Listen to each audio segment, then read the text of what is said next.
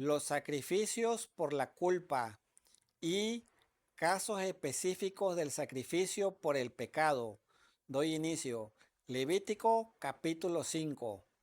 Si alguien es llamado a declarar como testigo de algo que vio o escuchó y se niega a declarar, comete un pecado y debe cargar con la culpa.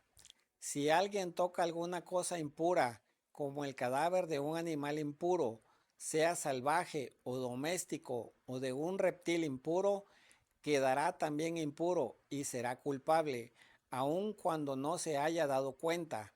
Si alguien toca alguna impureza humana, cualquier cosa que lo puede dejar impuro, pero no se da cuenta en ese momento, si después se da cuenta, será culpable. Si alguien pronuncia a la ligera un juramento de hacer algo bueno o malo, de ese tipo de juramentos que se hacen sin pensar, pero no se da cuenta en ese momento, si después se da cuenta, será culpable de cualquiera de estas cosas. El que resulte culpable en cualquiera de estos casos deberá confesar el pecado que cometió y le presentará al Señor una hembra de sus rebaños como sacrificio por el pecado cometido. Puede ser una oveja o una cabra, y con este sacrificio el sacerdote obtendrá el perdón de los pecados de esa persona.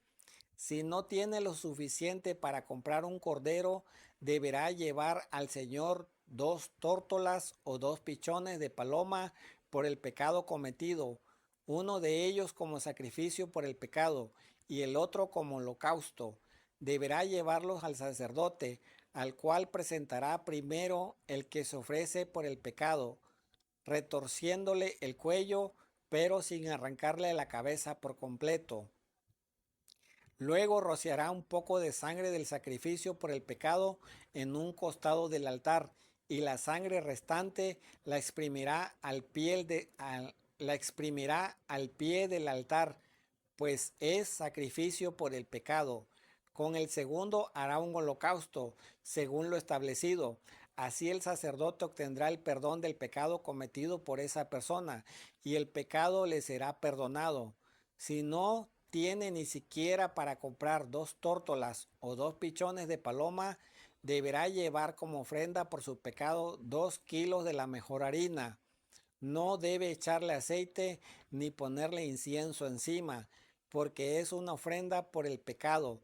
Deberá llevársela al sacerdote, el cual tomará un puñado como recordación y lo quemará en el altar junto con las ofrendas que se queman en honor del Señor.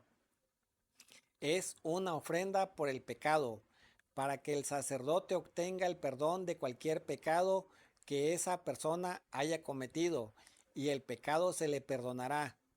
Y como en el caso de las ofrendas de cereales, la parte restante será para el sacerdote.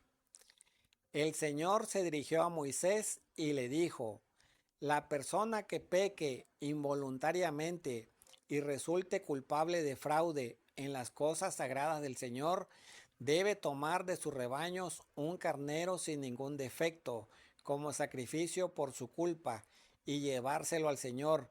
El valor del carnero se debe calcular en plata, según el peso oficial del santuario para las ofrendas por la culpa. Esa persona debe pagar lo defraudado de las cosas sagradas, más una quinta parte, cantidad que entregará al sacerdote luego. Con el carnero que se sacrifica por la culpa, el sacerdote obtendrá el perdón por el pecado de esa persona, y el pecado se le perdonará.